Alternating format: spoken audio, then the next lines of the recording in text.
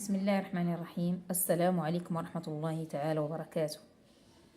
Alors aujourd'hui notre leçon, ça sera sur les cahiers de la leçon niveau CM2, c'est-à-dire le Khamis Ibtida'i. Alors on va traiter la deuxième leçon sur ce manuel sous le titre Où va l'air que je respire? Bien, je me demande. Alors observez bien cette image. Inspirez bien fort pour amener encore plus de dioxygène à vos muscles. Bien. Premièrement, d'après cet athlète, quel gaz contenu dans l'air est important pour notre corps? Bien. Selon toi, comment ce gaz peut-il arriver jusqu'à nos muscles? Bien. Alors, je commence par vous donner une information. Alors, parlons de l'air. Donc, quel gaz contenu dans l'air? Alors, comme vous le savez, alors l'air se compose de 78% de diazote, un gaz qui s'appelle diazote. إذا الغازات المكونة للهواء إذا diazote, noté N2, 21% de dioxygène O2 et 1% d'autres gaz. Donc, à d'autres gaz, on trouve le CO2, on trouve l'argon, le néon, l'ozone et d'autres gaz. Donc, ce sont des gaz avec, si vous voulez, un pourcentage très, très, très faible. Bien. Alors, maintenant, à votre avis, d'après cet athlète, quel gaz contenu dans l'air est important pour notre corps? Alors, d'après ce que j'ai dit, donc le gaz, bien sûr, ça sera le dioxygène. Qui est important, c'est le dioxygène. Donc, c'est le dioxygène. Alors, il faut éviter de dire oxygène, c'est dioxygène parce qu'on a deux atomes d'oxygène. Dio, ça veut dire deux. Bien, selon toi, on a dit comment ce gaz peut-il arriver jusqu'à nos muscles? Voilà ce qu'on va voir dans cette leçon. Alors, on va voir le passage de ce gaz jusqu'à nos muscles, comme on a vu l'autre fois sur la première page lorsqu'on a parlé, ou bien la première leçon lorsqu'on a parlé de la digestion, et maintenant on parle de la respiration. Voilà, l'autre fois on a parlé des organes de la digestion, maintenant on va parler des organes de la respiration, et on va voir que l'air, on peut travailler sur si vous voulez, sur même photo, et on va dire que l'air peut être entré par le nez ou bien par la bouche.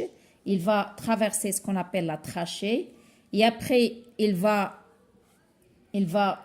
si vous voulez, passer dans ce qu'on appelle des branches, et ces branches qui vont se diviser en des branchioles, et au bout de ces branchioles, on a ce qu'on appelle des sacs pulmo, des sacs, si vous voulez, des petits sacs qu'on appelle des alvéoles pulmonaires. D'accord? Des petits sacs qu'on appelle des alvéoles pulmonaires. Voilà ce qu'on va voir sur notre leçon. Quel trajet suit le dioxygène que l'on... Bien. Alors, j'ai dit, quel trajet suit le dioxygène que l'on respire? Je cherche. Lis le texte puis légende le schéma avec les mots en gras. Alors, vous avez ici les organes de l'appareil respiratoire. L'air entre dans notre corps lors de l'inspiration, donc soit par la bouche, soit par le nez. L'air inspiré passe par la trachée, voilà, il passe par la trachée, qui se divise en deux branchioles, ce qu'on appelle ici branchioles. Donc ici, ce sont les branchioles. À l'intérieur des poumons, les branches se divisent en tubes de plus en plus fins. Voilà, ils se divisent en tubes de plus en plus fins.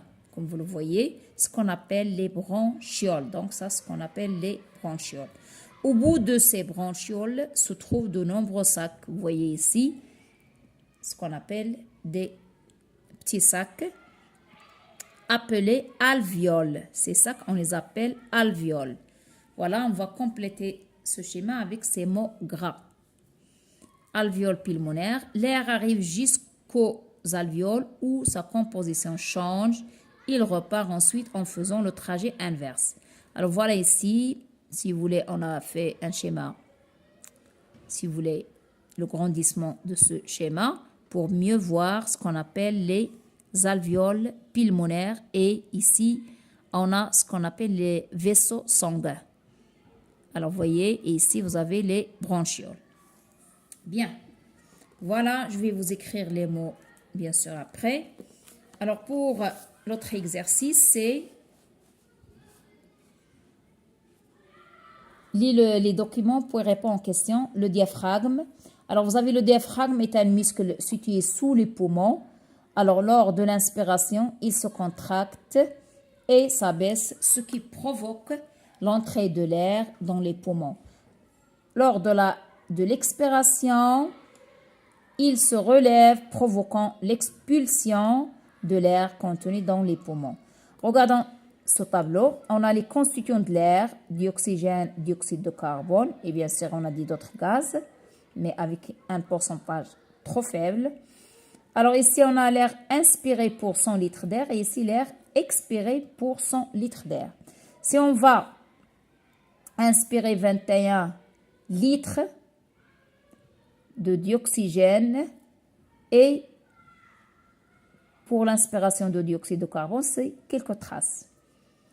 Et lors de l'expiration, on va, si vous voulez ici le dioxygène, la quantité c'est 16 litres et le dioxyde de carbone c'est 5 litres. Bien, alors on tourne le nom du muscle qui permet l'entrée et la sortie de l'air dans les poumons. Alors d'après le tableau, quel est l'organe qui permet l'entrée et la sortie de l'air? Alors quel est l'organe qui permet l'entrée et la sortie de l'air? Alors, on va l'entourer, c'est le diaphragme, bien sûr. C'est le diaphragme. Bien. Quel gaz le corps absorbe-t-il? Bien sûr, c'est le dioxygène. Et quel gaz fabrique-t-il et rejette? C'est le dioxyde de carbone. Alors, je vais vous écrire les mots à la fin. Observe les schémas, puis complète le texte avec les mots alvéoles, dioxyde de carbone, dioxygène, pauvre, riche et sang. Et regardez ici, alvéole, fonctionnement d'une alvéole, l'air non pollué bien sûr. Il va entrer, on a dit, par des bronchioles. Et voilà les alvéoles capillaires sanguins. Et ici, vous avez fonctionnement d'une alvéole avec air pollué. Alors, regardez ici, vous avez bronchiole toujours, alvéole, capillaire sanguin. Et regardez ici ce que vous voyez, des points noirs et des taches noires. Donc, le rouge, c'est sang riche en dioxygène.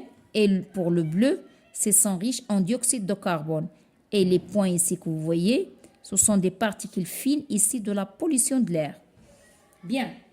Alors, on va essayer de compléter. Le sang qui arrive aux alvéoles est, comment il est? Il est riche et riche en dioxyde de carbone.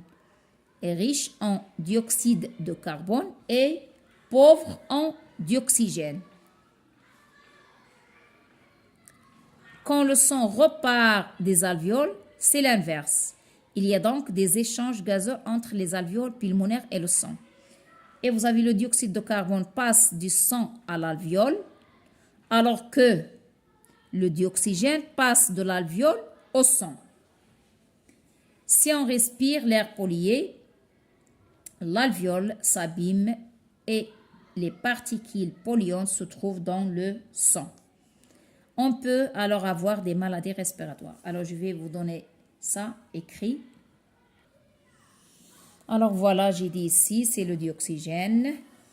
Et ici, vous avez ce qu'on appelle bronchiole et alvéole.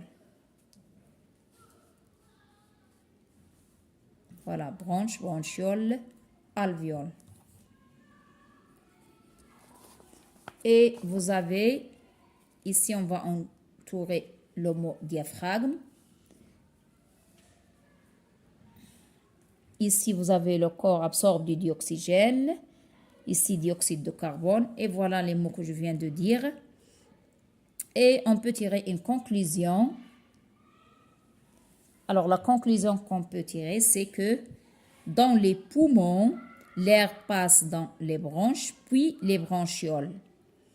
Au niveau des alvéoles pulmonaires, le dioxygène passe dans le sang, le CO2 est rejeté, l'air pollué donne des maladies respiratoires.